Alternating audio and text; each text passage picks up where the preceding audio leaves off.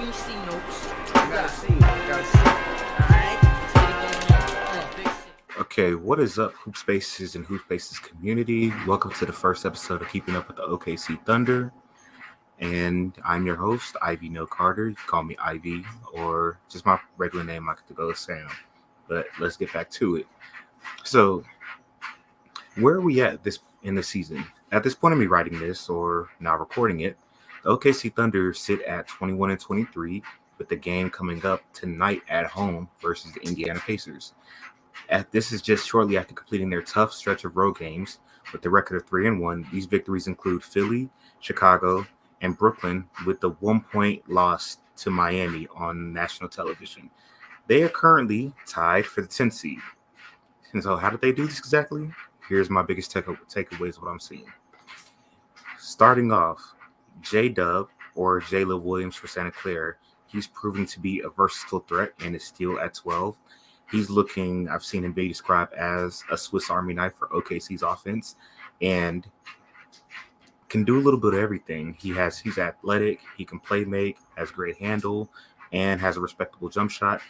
One thing I've been impressed with the most is his ability to play the 1 through 4 position.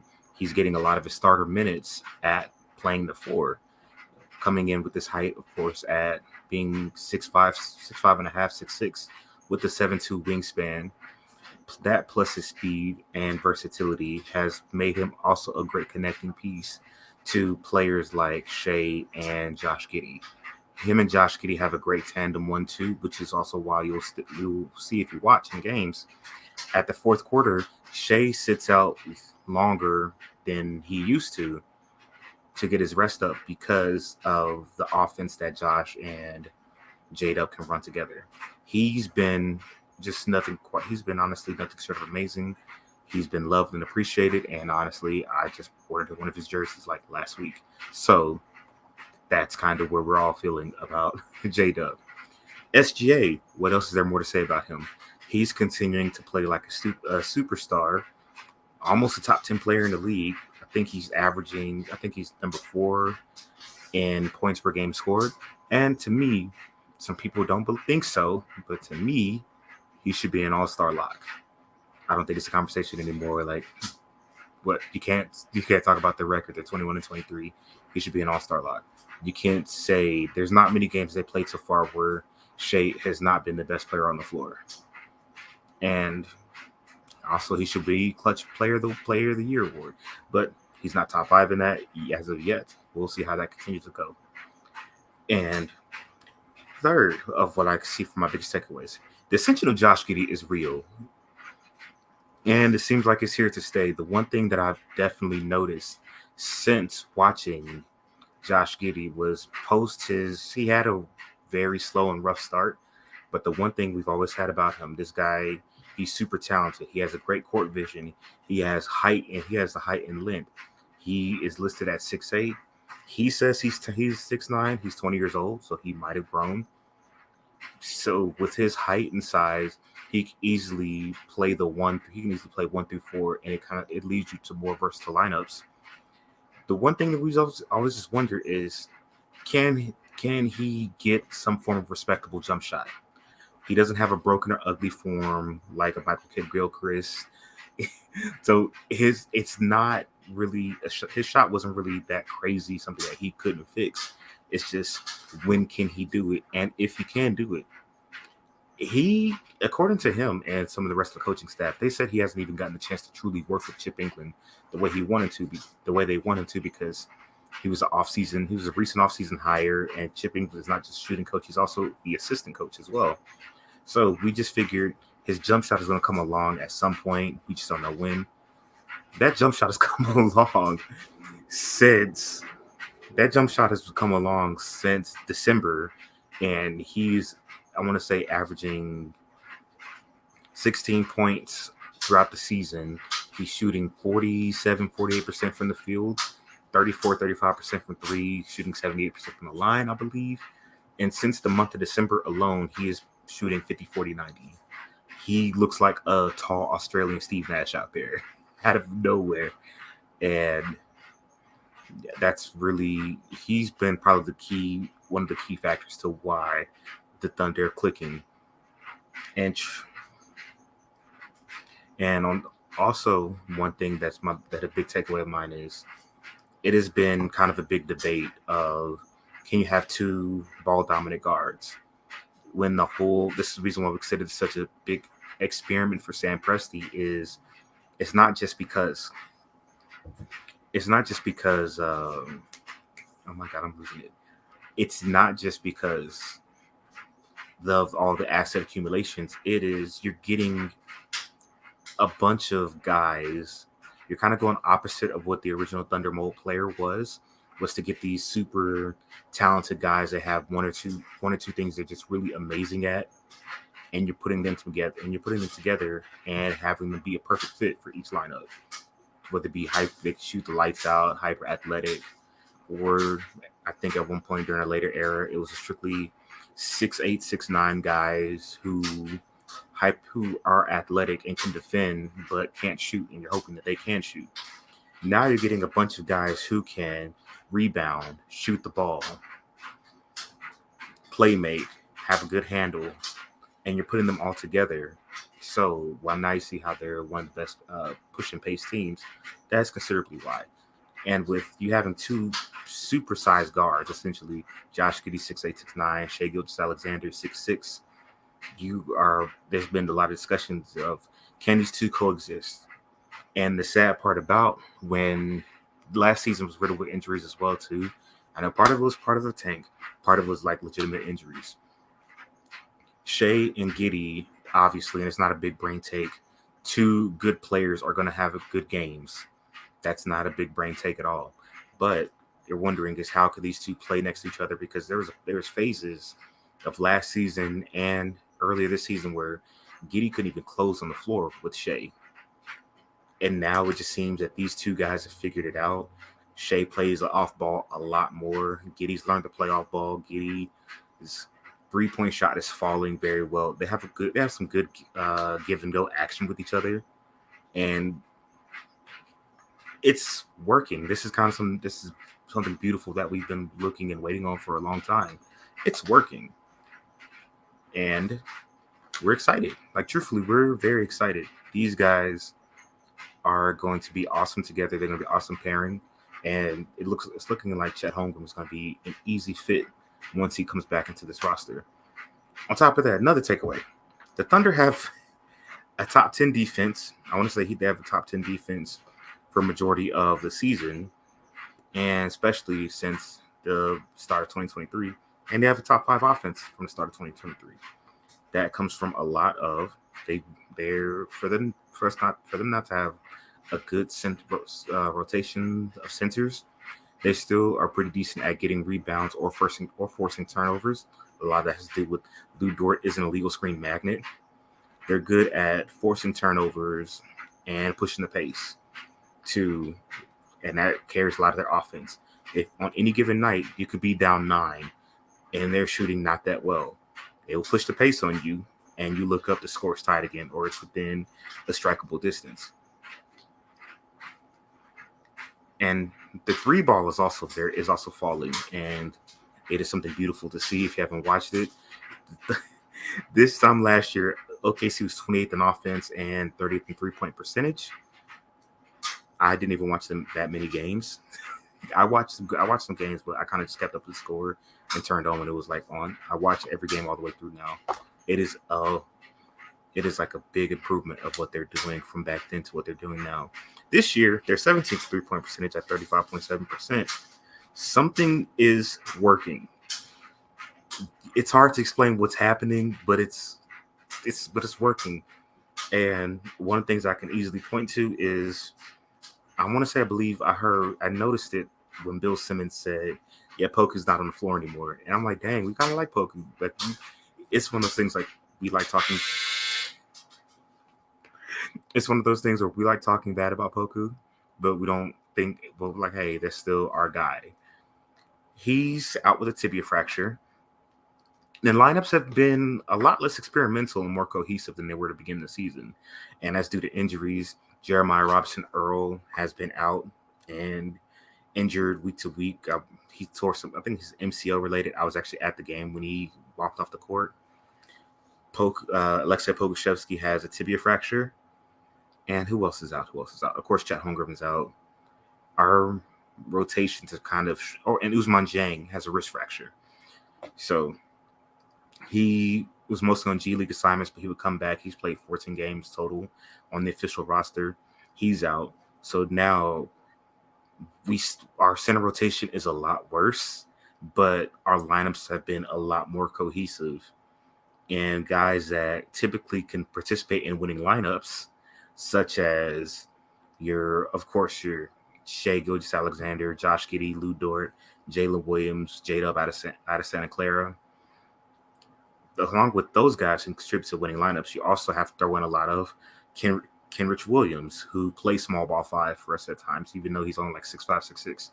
Mike Muscala has to come in and play about 15 minutes a game, when our other Jalen Williams, Jay Will out of Arkansas, he tends to get in foul trouble pretty easily. So with him getting in foul trouble easily, we have to plug and place guys who tend to play forward, who tend to play like our small forward positions. We have to bump them up to power forward at center. And this just so happens to be our players who contributed to winning a little bit more than you would have liked to have when we were kind of in full tank mode. People at a phase where they wanted to really trade Kenrich or Mike Muscala. That's because they can contribute to winning lineups. They can make winning plays. They have that hustle in them. They can do a lot of things. You put all these guys together and make them work, they find a way to win. And that's kind of what you're seeing. So the big question that I continuously get asked a lot is, sometimes it's facetiously, sometimes it's very just not concerned, but just out of curiosity. They want to know kind of what the ceiling for the team is this year and when OKC will kind of start winning. So I don't mean to brag, but my early season prediction for OKC was to finish at the 12th seed with a range of 33 and 36 wins. You really can't strip the lineup anymore down, and it's likely they're going to win 12 more games with how many games that are left in the season. So I have them running somewhere between 33 and 36 wins. The West is currently a bloodbath, so that's leaving the Thunder closer to a 3 seed. They're 5 games back from the 3 seed than they are to their 2022 placement, which was the 4th seed. I mean, not 4th seed, the 14th seed, which they're 7.5 games ahead of. I still kind of think they're going to fall to 12 eventually, unless just teams like Phoenix keep falling, Timberwolves keep falling, the Lakers kind of stay where they're at, and the Blazers and the Jazz, unless those teams keep falling, I kind of see us somewhere still hovering around the 11 to 12 seed, which I'll be perfectly fine with. That's a good range to get us a 10 to 12 pick, maybe 8 if we somehow jump. So, but I can't also ignore the possibility that, a strong possibility actually, that they might just stay put and make the play-in via the 9 or 10 seed. Ask any fan, you'll get a variety of answers. I personally think it's a good thing for them. I'm at this point where you get Shea Gilgeous-Alexander through a trade, and he's proven that he can actually be a franchise player. A lot of people, we thought he was really good, but a lot of people thought he could just be a number 2 on a championship team, and that we needed to kind of find what guy could be like a blue chip guy, and Shea could be the veteran, the prime veteran in there once ready to start winning.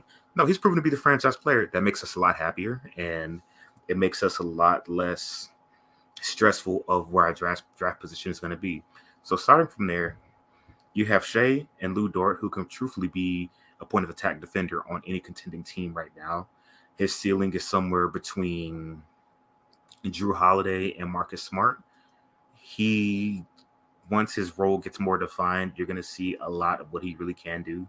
He's playing out of role because he's been playing out of role for the last few years due to, of course, the lack of talent on the team. But now that we're filling ourselves with more talent, you can see him take less shots. He's going to be more of a catch and shoot guy, drive and kick, or and of course a point of attack defender. You have those two, and then you've added first round picks in Alexei Pokusevsky, Josh Giddey, Trey Mann, Chet Holmgren, Usman Jang, Jalen Williams, and likely who's ever going to be the 2023 pick. So in the span of, actually, let's just say 6 first rounders to take away the 2023 pick. In the course of 2 years, you added 6 first round guys, just surrounded with Shai Gilgeous-Alexander and Lu Dort. Lu Dort was undrafted in 2019. Lu Dort was undrafted in 2019. I kind of just want to see what these guys will do. Just take out the stress of the draft, and we could just worry about that later. See what these guys can do first, and just have them gel competitively. We have a lot more talent than we used to have. Let's see them kind of put it together. The draft position, not much. Many of us, we kind of stopped worrying about that once we saw how good they really are playing, and they're not getting lucky wins. They're actually really winning. It's lower, of course, superstar, the duo of Shai and Giddey getting way better together. Giddey's perimeter shot falling, and of course, being a 54-90 player since December. Along with Jalen Williams being probably the best value draft pick in the draft at 12, being the third best rookie in the class. And we're doing all this without our quote-unquote blue chip prospect in Chet Holmgren, and we haven't really seen Usman Jang on the floor either. And what he could be, or we know he has a high ceiling, but he's a very raw prospect. We're doing this without those two guys, and whoever we could potentially have in next year's draft. Let's just see what they can do. So if they get bounced in the 10 seed and we're still in the lottery, fine, I'll take a 12 pick. I'll be happy because we've seen what value we've gotten out of 12 already with Jalen Williams. So adding another 12 pick would not be as bad as initially would have thought of. So next up is trade deadline. With how well OKC's been playing, there's been plenty of chatter about, is OKC going to cash in on some assets to get a player that can raise the floor and give them a potential playoff push? Short answer, no. I expect OKC to remain very silent at the trade deadline. The only move that they're likely going to do is to trade Darius Bazley. They're probably going to get a second round pick out of it, plus contract that they're going to immediately waive, which will leave a roster spot open for a two-way guard like Lindy Waters, so he can have an official roster spot if they do decide to go to the playoffs. With the contract will very likely be non-guaranteed, leaves some possibility for a roster slot to be open for every pick in the 2023 NBA draft. The reason why we're going to do this, and it's very likely, is because I know there's a lot of talk about how many draft assets we have and us having cap space in the offseason. I think they want to say somewhere between 20 to 40 million in cap. I'm not necessarily sure completely, but we are currently hard capped right now because we bought out JaMychal Green, we bought out Kemba Walker, and they had some stretch and wave contracts over the course of the last few years that'll finally be off the books in the summer of 2023. So, sadly, I know a lot of people were wondering, but you're not going to see a move for OG Anunoby or a move for Kyle Kuzma or a move for Rui Hachimura. We're going to very likely just stay silent. You might see a bigger move this offseason. Me personally, I don't think a move is a big move. At the one that everyone's waiting for, that's not really coming to me until the trade deadline of next year because we have 4 first-round picks that'll likely be very high quality. And we can't bring on 4 guys, so the likelihood of us just going to move those in. Until then, I'm very excited for what's going down. And the last thing I really want to say is that as a fan, that for anyone that is a fan of the team in general or is curious about when OKC was ready to start winning, this is your perfect time to check them out. They play very hard, and they always have, but now the talent matches the effort. OKC in the last few years has caught a lot of flack and slander for the accumulation of assets and their approach to rebuilding, but it's starting to look like Sam Presti's experiment may go down as a perfect rebuild, so that's always going to be fun and check that out. Thank you for checking out my midseason check-in with the OKC Thunder brought to you by HoopSpaces. I'll continue to do more frequent updates and check-ins on what's going on and what could possibly happen throughout the season. If you like my content, be sure to follow me on Twitter at @IvyNoCarter_. Subscribe to my NBA podcast, You're Not at Anonymous Sources. The links for the podcast, the YouTube channel, and the Twitter page will all be linked below, along with the rest of our socials. Take care, and until next time, this is Keeping Up with the OKC Thunder. Have a good day.